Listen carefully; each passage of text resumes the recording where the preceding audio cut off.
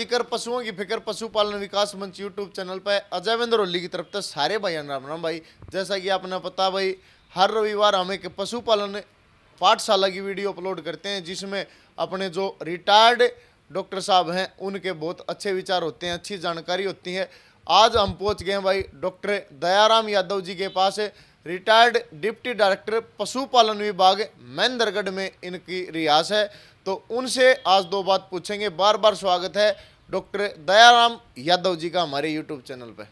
नमस्कार सर। नमस्कार, मैं doctor Dayaram Yadav, retired deputy director पशुपालन विभाग हरियाणा। मैंने इस विभाग में 33 साल 7 महीने सर्विस करी और मैं 2002 28 फरवरी को रिटायर हुआ। मुझे रिटायर हुए 19 साल के लगभग होने वाले हैं। मैंने अपने घर पे ही एक पशुपालन पशुधन विकास जन सेवा एक केंद्र खोल रखा है, जिसमें मैं निःशुल्क जो है ना परामर्श देता हूँ और लोगों को जो है ना बताता हूँ कि पशुपालन व्यवसाय को लाभदायक कैसे बनाया जाए। देखिए भाई, बहुत अच्छी सोच है सर की। 2002 में रिटायर हो गए थे सर। किस जगह से रिटायरमेंट ली थी सर? डायरेक्टर नारनौल से रिटायर हुआ था।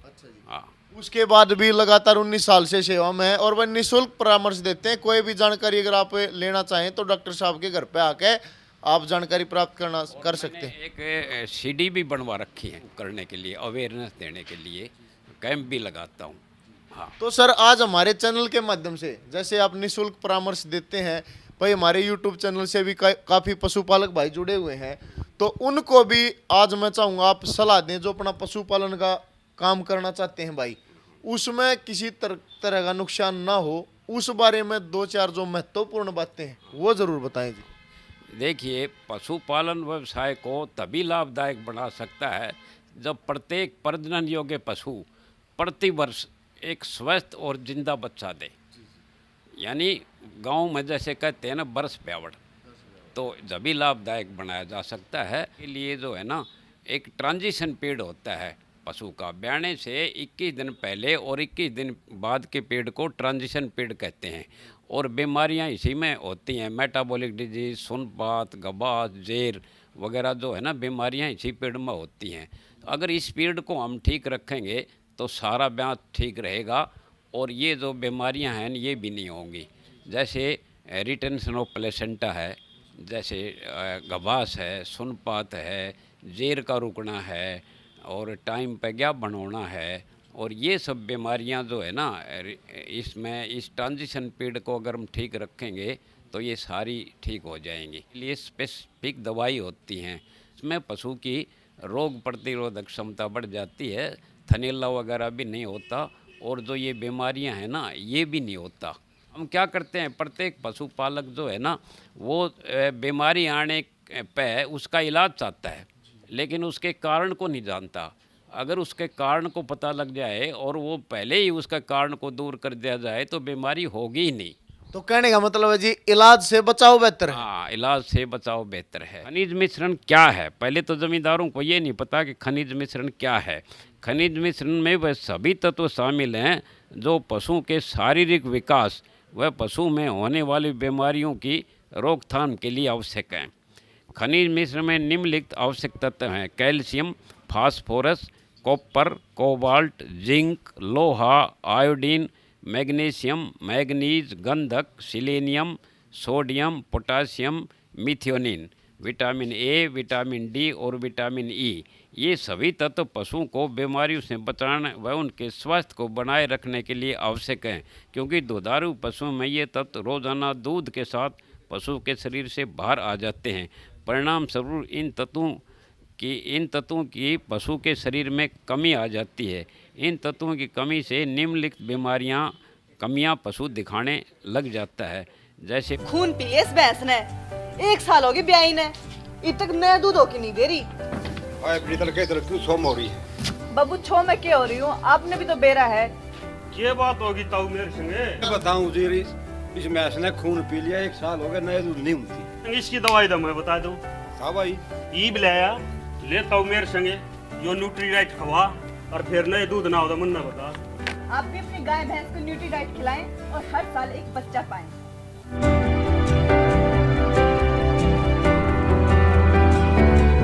कमी आने से पशु में सुनपात हो जाना, 3-4 दिन के बाद कैल्शियम कमी हो जाना, जेर का समय पर नहीं डालना, पशु लंगड़ाना या कम चलना या फास्फोरस की कमी होना, और पशु ब्याने से पहले और ब्याने के बाद घबास दिखाना, ब्याने के बाद बच्चा दाने का छटाव न होना और मवाद हो जाना, पशु खाते पीते रहने के बाद भी दूध की मात्रा में कमी हो जाना और थनीला रोग हो जाना।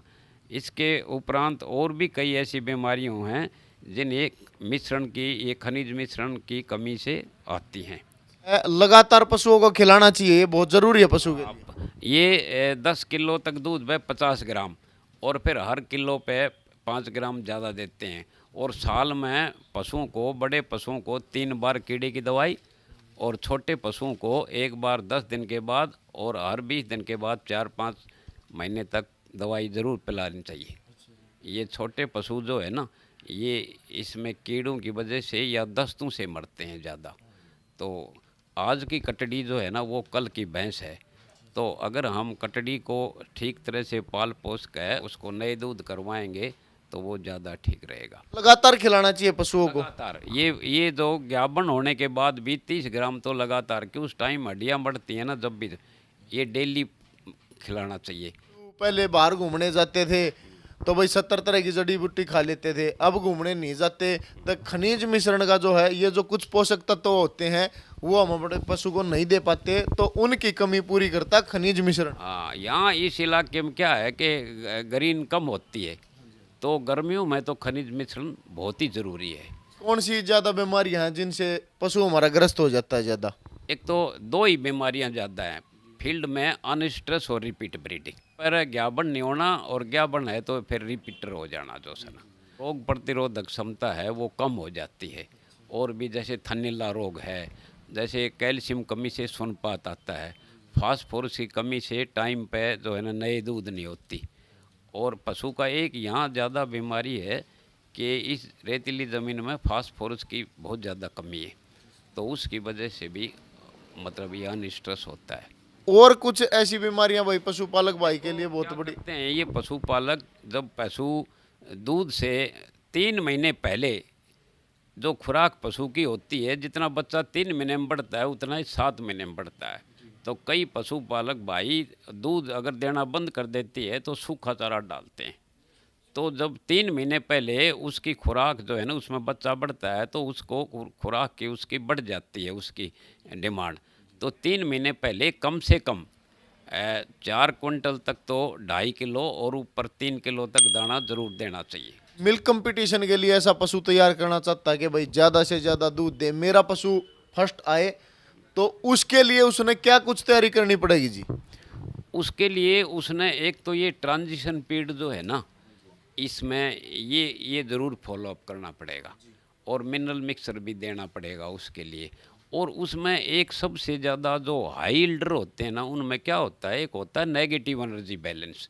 नेगेटिव एनर्जी बैलेंस ही सबसे बड़ी चीज़ है। उसमें क्या होता है, जैसे एक भैंस 20 किलो दूध देती है, तो जो चारे से, दाने से जो कैलोरी उसके एनर्जी जा रही है वो कम है, और जो निकल रही है हाई यील्डर की वो ज़्यादा है। मान लो 50,000 कैलोरी जा रही है और 1 लाख कैलोरी जो बाहर निकल रही है, तो वो अपने शरीर से लेगा तो थोड़े दिन में वो कमज़ोर हो जाएगा, क्योंकि वो शरीर में जितनी जा रही है कैलोरी और निकल रही है ज़्यादा। इसको कहते हैं नेगेटिव एनर्जी बैलेंस।